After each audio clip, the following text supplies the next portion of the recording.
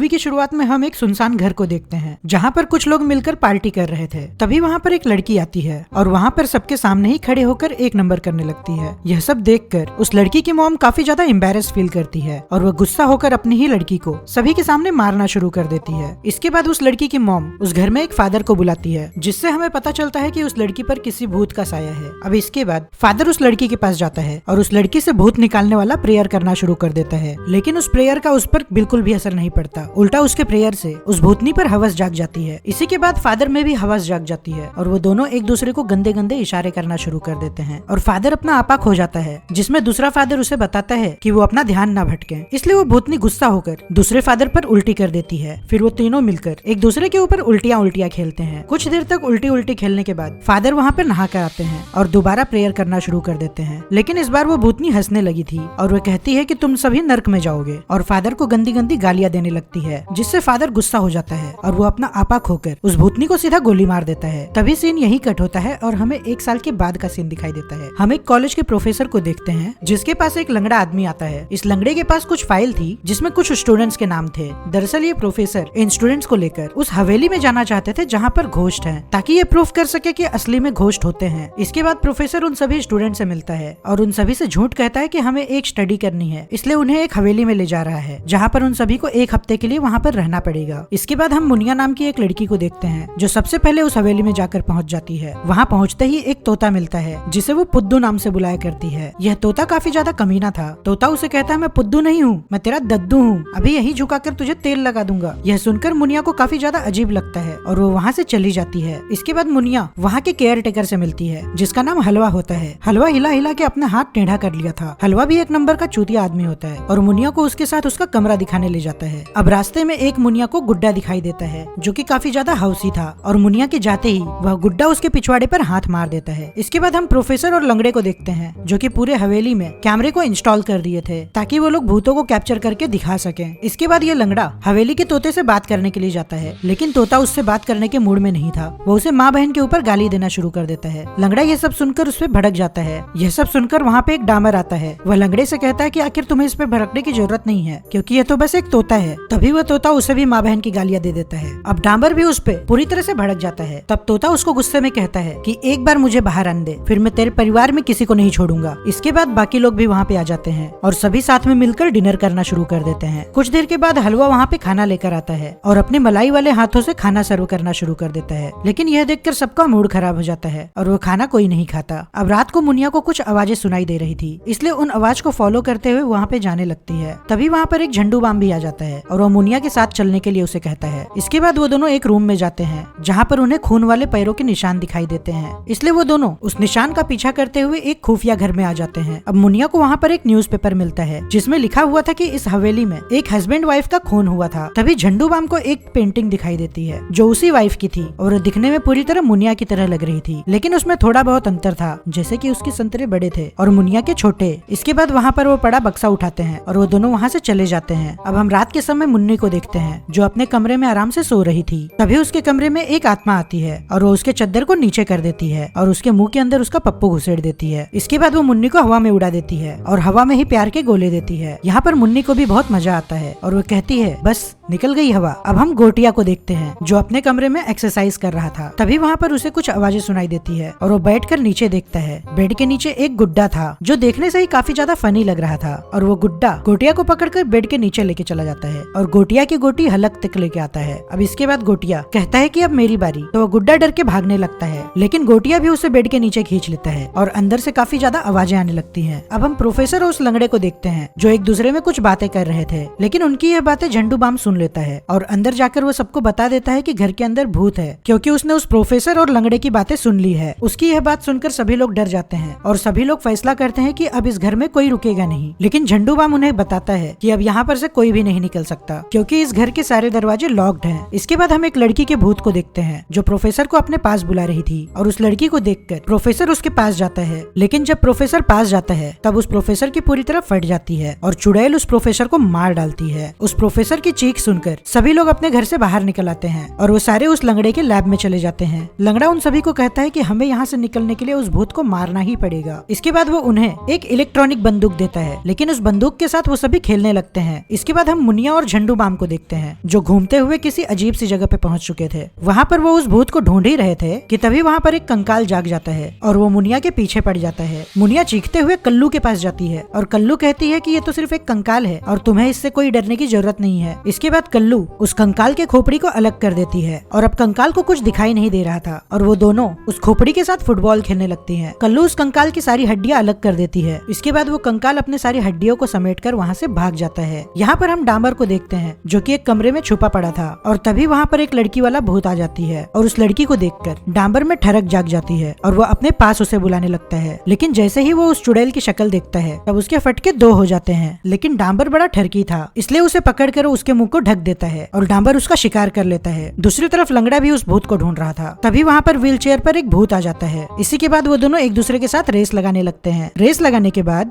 लंगड़ा उसके ऊपर गोलियां भी चलाता है लेकिन सारी गोलियां मिस हो चुकी थी। इसके बाद भूत उसको गालियां देने लगता है। फिर वो दोनों आमने सामने एक दूसरे से व्हील चेयर की लड़ाई लड़ते हैं। अब वो भूत हलवा के अंदर आ गया था इसलिए वो तीनों लड़कियां उसका पीछा करना शुरू कर देती हैं। तभी हम देखते हैं कि उन तीनों लड़कियों में सुपर पावर आ चुका था और वो तीनों मिलकर हलवा का वहाँ पे हलवा निकालने लगती हैं। कुछ समय तक ये टाइम पास ऐसे ही चलता है। अब कुछ समय के बाद वहाँ पर झंडू बाम आता है और वो इन तीनों लड़कियों को वहाँ से बचाकर भाग जाता है। वो सभी मिलकर वहाँ से लैब में चले आते हैं जहाँ पर लंगड़ा उसे बताता है कि भूत को किसी भी तरह इस प्लेटफॉर्म पर लेकर ही आना होगा, तभी हम भूत को उसकी दुनिया में भेज सकते हैं। इसी के बाद मुनिया उस भूत को बुलाना शुरू कर देती है और वो भूत भी कम नहीं था। वो तो एक बार में ही मुनिया की आवाज सुनकर शीशा तोड़कर उसके पास आने लगता है। लेकिन हीरोगिरी दिखाते वक्त भूत का पैर सीढ़ियों पर से सरक जाता है और वो सीधे नीचे आ जाता है। अब मुनिया उस भूत को प्लेटफॉर्म पर लेकर आई थी जिससे उस भूत को मुक्ति मिल सकती है। लेकिन मुनिया भी उस प्लेटफॉर्म पे खड़ी थी इसलिए गोटा भी भागकर उसके पास आता है और एक जंप लगाकर उस प्लेटफॉर्म से उसे हटा देता है। अब वो लोग उस भूत को मुक्ति देने में कामयाब हो जाते हैं और उस भूत को मुक्ति मिलते ही सभी लोग वहाँ पे नाचने लगते हैं और एक दूसरे को गले लगाते हैं। अब सीन शिफ्ट होता है और हमें 2 महीने के बाद का सीन दिखाया जाता है। यहाँ पर मुनिया उसी तोते से बात कर रही होती है और इस बार वो तोता तो और ज्यादा ही डीपली गालियां देने लगता है। इसके बाद मुनिया बाहर आती है तभी उसे वहाँ पे हलवा दिखाई देता है जो कि हिलाना बंद करके चाय बेचना शुरू कर दिया था। अब इस हलवे को देखकर मुनिया को काफी ज्यादा बुरा लगता है और वो भी साथ में जोर से उसके चिल्लाने लगती है। इसके बाद हम डांबर को देखते हैं जो कि उसी चुड़ैल के साथ था जो उसे हवेली में मिली थी। उसने उस चुड़ैल को अपनी गर्लफ्रेंड बना लिया था क्योंकि उसे तो उसके मुंह से काम नहीं था। वह गाड़ी तेजी से लाता है और हलवा को वहाँ पे उड़ा भी देता है और इसी के साथ ऐसी बकवास फिल्म यहीं पे खत्म हो जाती है।